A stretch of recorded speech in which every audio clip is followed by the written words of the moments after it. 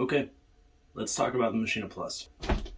I purchased the Maschine Plus about 4 months ago, I believe. Might be a little before that, might be a little bit after that, but it's been a while. And I've waited longer than I normally ever do to review a piece of technology, specifically music technology, because I didn't want the hype to overtake the issues. And initially I was blown away. You plug in a power cable, you plug in some headphones, and suddenly you've got a portable studio with amazing desktop level VSTs, recording capabilities, the same sequencing, the same workflow as a machine plugged into a computer. And that was pretty cool. Where things start to become a problem is kind of twofold. The first and most important issue is stability. It is simply not stable. They've improved this, they being Native Instruments, have improved this with various updates, including the last update that was all about stability. It didn't introduce any new features to my knowledge. It was just about making things more stable. And even with that in place, I am still getting enough glitches, including loading projects where it'll just stall out and not load the project. Loading plugins, especially Prism, is very problematic. I'll load a Prism instance and just start getting crackling immediately with nothing else going on. And then just basic stability, sound cutting out, projects not loading properly. That's the biggest one. If you use the Maschine Plus and you just start projects, you just load up new projects and start creating songs from scratch, as I tend to do on camera, you might not actually see the problem. But if you try to go back to those projects, especially ones that include samples you've recorded or a lot of different sample and plug-in based instruments, you will start to see crashes where it just doesn't want to do it. Before the last update, I would sometimes have to restart the Maschine Plus 3-4 times, hard reset, holding the power button down to actually resolve it. And once I finally did that on the 3rd or 4th time, it would eventually load my project, especially if I loaded a different one and then loaded the one I wanted. The reason I bring all this stuff up at the front is because I bought this with the goal of using it for both music production, but live music performance. In my head, I was following this ideology that was, DAW-less gear is more stable. If you take computers out of the equation, you get something focused on music production, and you can produce and perform with it and depend on it in a way that maybe you can't with especially my PC laptops or even the iPads, which I love. They do have a lot of stability issues that make it hard for me to recommend them and want to use them for live music performance. The Maschine Plus is actually just an underpowered computer, right? It has an Intel Atom processor, 4 gigs of RAM, an SD card slot. It has the ability now to have sounds off of external hard drives, but there's no internal hard drive bay like you'd get on an MPC, or at least the MPC Live series. I believe the biggest issue, or the heart of the big issue, stability, is that these are plugins and pieces of software that are designed to run on a lot more powerful computers. Sure, you might be able to min-spec run Maschine with some of these plugins on a computer that's equivalent, a 2007 netbook. But when people are building music production machines, they are not targeting Intel Atom processors and 4 gigs of RAM for a reason. And so I believe that the reason why the Maschine Plus struggles so much, where something like an MPC Live doesn't, is because Native Instruments is trying to port desktop level software to a netbook in a shell, and Akai is building up plugins from the ground up to hit the target spec of their machine. On paper, I am fairly certain that there are ways in which the Maschine Plus is more powerful than the MPC Live, but in user experience, I find the MPC Live 2 and the MPC Live 1, they use the same hardware, and so that's also true of the 1 and the X. I find those machines to be more stable and in some ways more powerful. Powerful being a relative term, right? Massive, FM8, Monarch. These plugins sound amazing. And even with the Hype Synth and Odyssey, Mellotron, Selena, Tube Synth, and Bass Synth, I am not sure that the exact high-level sound quality of the synths themselves are quite the same on the MPCs as the Maschine. But with effects, with key groups, with stability, you have a more powerful experience. The other big con, and it's kind of part 2, right? And before we get too far, if you enjoy this video and my other videos, consider subscribing and liking. It helps the channel grow, and to everyone who's already done that, you're amazing. I see you, and I appreciate you. All right, 2, the Maschine Plus does not really fundamentally introduce a workflow that is powerful enough and unique enough to justify getting the Plus versus a Mark III and a used laptop. So when I got the Plus, I did not have a good laptop for music production, at least one with a good battery that I could depend on for a long time. But after I bought the Maschine Plus, I later got an M1 MacBook Pro. And as you likely know, if you've been on the internet in the last year or so, the M1 MacBook Pro is a beast. It has amazing battery life, amazing performance. It's essentially noiseless. It has a fan, but I've yet to hear it turn on. I bought the M1 MacBook Pro after I bought an iPad Pro that has actually better specs, but the iPad is, very hindered by iPad OS for now. And so using the M1 MacBook Pro and plugging the Maschine in, it was like a breath of fresh air. And I stopped having any performance issues. I had way faster access to the plugins that are on the Plus, and then immense access to an entire suite of plugins that are not on the Plus, especially effects plugins, but also the entire Arturia V collection, which I own, Arturia Pigments, and a bunch of Native Instruments stuff, including just about the entirety of the Play series that doesn't work on the Plus. Anything sample-based on the Plus seems to suffer.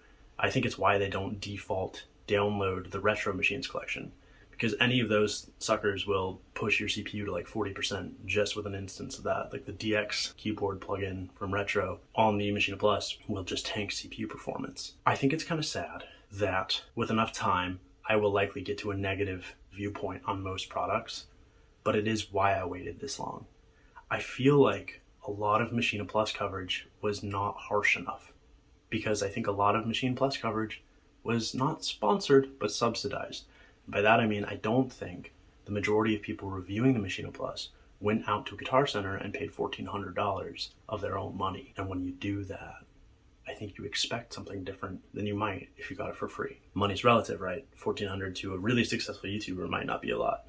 I work a day job in tech.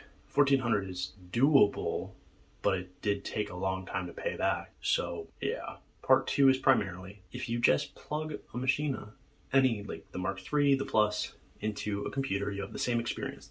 And with something like an M1 MacBook Pro or MacBook Air, you are getting hours and hours of battery life with a better CPU performance, and you can do it all standalone. And by standalone, I mean not plugged into a wall, because Eldre, I think, said it best. What is the point of standalone if you have to plug it in? I just, using the MPC Live 2 recently, I've started to realize how much I appreciate not just the battery, which is fantastic, but also the speaker. The speaker looked like a gimmick, but someone was like, I want you to film a comparison between the Maschine Plus and the MPC Live 2, and so much of me wanted to make a 30-second video where I just put the Maschine Plus next to the MPC Live 2, and I turn on the MPC Live 2, and the speaker turns on, and I start making beats, and then I hit the power button on the Maschine Plus, and nothing happens.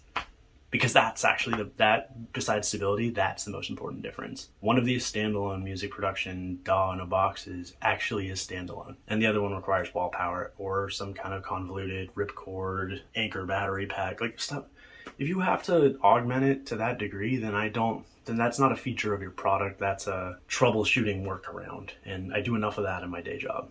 So yeah, the Maschine Plus, when I first got it, it blew my mind. I thought it was the coolest piece of music production gear I've ever used. There are things about it that are next level. Like I said, the sound quality rather, the workflow. I love the workflow. I don't think there's a single workflow on this planet that matches the way my brain works as well as Maschine. The MPCs are something I've taught myself and learned through amazing YouTubers on this platform and through guides on the internet. I think you can do a whole lot with an MPC, and there's just about nothing I can't do on the MPC if I put my mind to it, but the amount I have to put my mind to it on a Maschine is a lot less to get similar results. On the nitty-gritty level, I don't like how live audio monitoring works on the Maschine Plus. It doesn't feel like they designed this thing for every type of genre. It feels like they made it specifically for beat makers and specifically for maybe like EDM producers who aren't necessarily always live tracking vocals or a guitar or other instruments recorded externally. Whereas the MPC makes it very easy to live monitor your tracks and to incorporate live audio into the unit.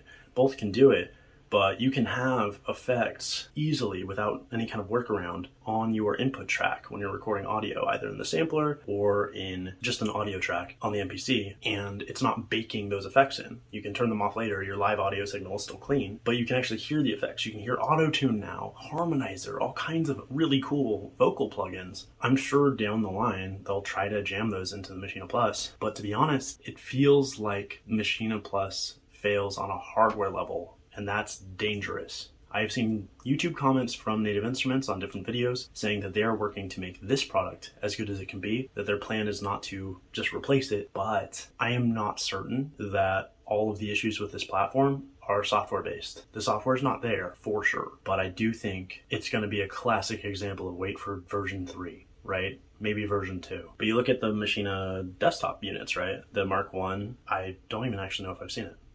The 2 or the Studio is interesting looking, but they hit 3 like 5 years ago, maybe older than that, but I think about 5 years ago, and it still looks like a modern classic. It works great. You plug it into just about any computer, it runs great. They nailed it on the 3rd, and I kind of have a feeling it might be the same with the Maschine Plus. Maybe even just a 2nd gen. In a more macro level, we're seeing computers move towards the ARM platform. I'm fairly positive that the chip in the MPCs is an ARM chip. If the chip in the Maschine Plus was a 5 nanometer AMD chip or even a next generation ARM chip made by anybody, something that could get close to punching at the M1 chips in the Apple devices or the A series chips in their phones and cheaper tablets. If it was something like that, I don't think it would have quite as many problems. You wouldn't have to worry about thermal spiking and you wouldn't have to worry about throttling as much. So that would help on the tech side. It would allow them to bring more of their amazing suite of plugins over to the Maschine Plus. The other thing is just that it needs a battery. I'm taking a firm stance on this. A $1,400 standalone music device like this needs a battery. I know the MC707 doesn't have one. I know that the MPC-1 doesn't have one. I know it's not unprecedented to have a music production device that doesn't have a battery, but using the MPC Live 2 with a speaker and a battery, it is game changing. It's like, I almost don't care about some of the weaker elements of that machine because I can just put it on a table, turn it on, turn the speaker on, and make music. And when it's that simple, it is a game changer. Now, this isn't a review of the MPC Live 2. I'm going to wait similar amounts of time as I did to make this one because I'm sure I'll find more negatives as time goes on. But yeah, the Maschine Plus is kind of a tragedy to me because I remember the day the first trailer came out. It was like right after I'd already bought Jeremy from Red Beans Recordings MC707, and seeing the reveal trailer for the Maschine Plus, it was like, oh no, that is clearly the device. That is clearly the bee's knees, but it does not live up to the promise of those trailers. And the stability, man, the stability is the killer, right? Because if it was perfectly stable or even just MPC level stable, almost the same thing in my experience so far, knock on wood, it would be a much easier recommend in some ways. You know, if you really don't want to touch a computer, you just want to focus on it, there is something about just turning it on and then you're in, versus especially on my desktop, my Windows desktop with a Maschine Mark III, I would plug it in and wait like 3 to 5 minutes for it to scan all of my plugins, which is something that's not happening on the Mac as well,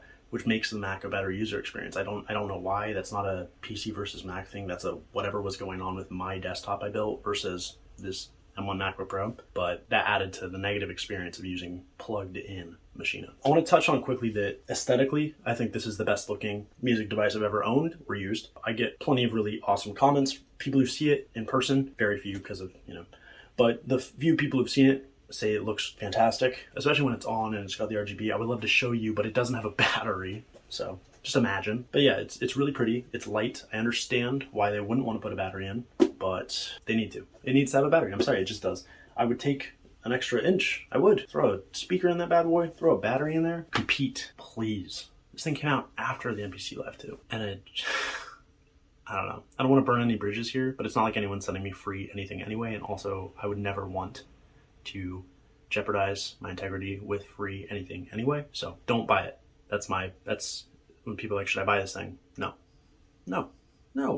I got my M1 MacBook Pro for $1,100 on eBay 2 or 3 months ago, and the new ones are about to be announced, like in 2 or 3 days.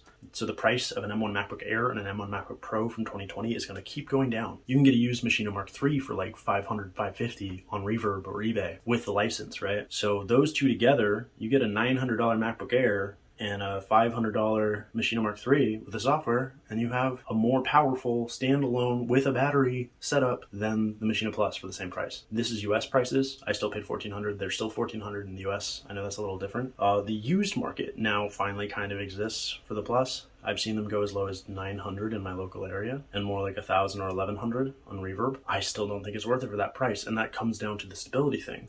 If it was stable, this would be a different conversation. It would be, yeah, you have to plug it into a wall, buy an extension cable, buy a power brick, whatever. Yeah, it doesn't have a speaker, get a different speaker, plug-in headphones. But the stability is so bad that it's just like, how could I ever tell anyone to spend that kind of money? It doesn't matter if that's not a lot of money to you. It really matters if it is a lot of money to you. If you're looking at the same amount of money, just buy a used MPC Live 2. That's what I did. Am I gonna get rid of this? That's a complicated question because no one wants to buy it. And by that I mean, I saw one in my local area listed for $825 for like 3 weeks before it sold. And there's a good chance it sold for less. I paid $1,400 for this. Sunk cost is a fallacy, but I'm not one to really choose to lose $600 of value in 2 months. So I feel kind of stuck. I'm just gonna probably wait it out and see if updates really make it worthwhile. Especially when I decided to get the MPC Live 2, there was a part of me that was like, from here on out, I should stop selling things, if I can, and start accumulating them like other YouTubers do, so that I can compare things and so that I don't get the same FOMO I get when I sell something and then they update it and then I want it again, and then it's a constant cycle of losing money. I'm probably going to keep the Maschine Plus, but no software update is going to make it do what I love in the MPC Live 2. It's similar to my M1 iPad Pro. I made multiple videos about how it was overpriced, how I was going to sell it, and then no one wanted to buy it for those same reasons. So I'm still using it. I actually use it to edit my videos. I do a lot of stuff with it. It's cool. I wish it had the same screen as the 12.9 inch, but that's a conversation for a different day. Anyway, I don't really know how this video is going to do. I know that some people asked for it. I know that, on a meta level, YouTube views for my Maschine Plus content are way lower than for my iPad and my MPC videos. And I think that's because I'm saying a lot of stuff that people can infer. You look at the price tag of the Maschine Plus, you look at the price tag of the Mark III, you look at what the Plus does, you look at what the Mark III does, and it's like, why would I buy that? And why would I be interested in that? And that's pretty damning. So I'm hopeful for the future of all these devices. I mean, we're in kind of a renaissance of standalone music production. I think a lot of people like me who grew up with DAWs are really interested in the tactility of a standalone device, but need the power of a DAW. And so Maschine Plus, MPC Live, or 1, or X, or Live 2, to a degree, other machines I haven't tried. I will probably never try the Deluge. My eyes are kind of weird, and all of those squares are really hard for my eyes to look at. I don't know, it's probably just a me problem, right? Plenty of people love the Deluge. I can't for the life of me imagine trying to use that without getting some kind of migraine. But that's a me problem. So if you're thinking, Dylan, try the Deluge, that's why I haven't. It looks cool, but it also looks like it will break my brain. So, like, literally. Anyway, thank you for watching. I have music on all the platforms under my name, Dylan Paris. My album, There's Something Better, it's pretty good. I recommend checking it out. If you want to support the channel directly, subscribing is the best way to do it. Buying my album, if you want to, on Bandcamp is cool, but I understand that a lot of people don't really actually want to listen to music that way. So if you do want to check out my music, Spotify is a great way to do it, or any of the streaming services. Just listening to it, I get like a 0.00001 penny or something per play, but more people hearing it and sharing it will have a long-term impact on my ability to make more music and share it with people. So thank you for your time. I hope you got something out of this video. Let me know if there's other things you want me to cover about the MPC Live or the Maschine Mark III, or Maschine Plus rather. I will be doing direct comparison videos down the line. I want to take my time with this content. Hope you enjoyed. I'll catch you soon. Peace.